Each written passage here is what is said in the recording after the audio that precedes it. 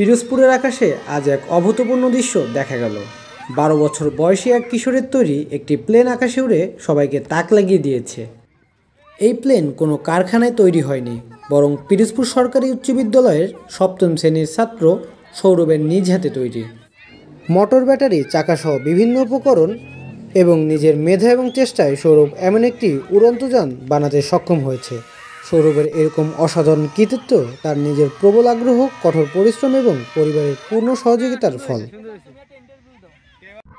আসসালামু আলাইকুম, আমার নাম সৌরভ, পিরোজপুর সরকারি উচ্চ বিদ্যালয়ের একজন ছাত্র। আমি 7ম শ্রেণীতে পড়ি। আমি আমার হাতে তৈরি এই একটা প্লেন তৈরি করেছি। আমার এই প্লেনটি তৈরি করতে আমার মা বাবা সবচেয়ে বেশি আমাকে উৎসাহ দিয়েছে। এই প্লেনটি তৈরি করতে আমার মোটামুটি 10,000 বেশি টাকা খরচ হয়েছে। আমার মা বাবা হয়তো উৎসাহ না দিলে আমি প্লেনটা বানাতে পারতাম না। তাছাড়া আমি অনেকবার এই প্লেনটা বানাতে ফেল হয়েছি, কিন্তু তাও আমার মা বাবা আমাকে অনেক উৎসাহ দিয়েছে, তাই আমি প্লেনটি বানাতে সাকসেস হয়েছি। তাছাড়া আমার ভবিষ্যতে এই প্লেনটি আপডেট করার অনেক ইচ্ছা রয়েছে।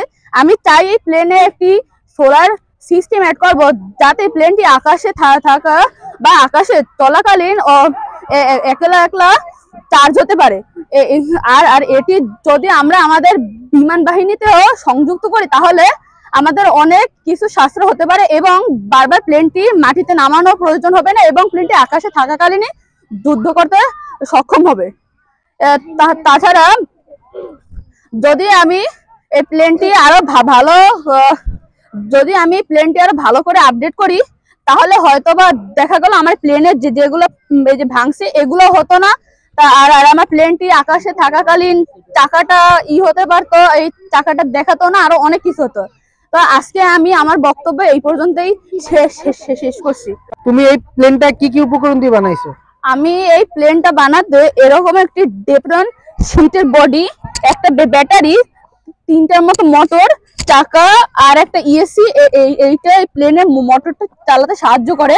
এগুলো দিয়ে প্লেনটা তৈরি করেছি। তোমার ভবিষ্যৎ স্বপ্ন কি? পাইলট বা ইঞ্জিনিয়ার হওয়া। তো তবে আমি এর মধ্যে পাইলট হওয়ার স্বপ্নটিকে বেশি গুরুত্ব দেব। সবাই দোয়া করবেন সৌরভের জন্য, বড় হয়ে যেন সৌরভ তার স্বপ্ন পূর্ণ করতে পারে।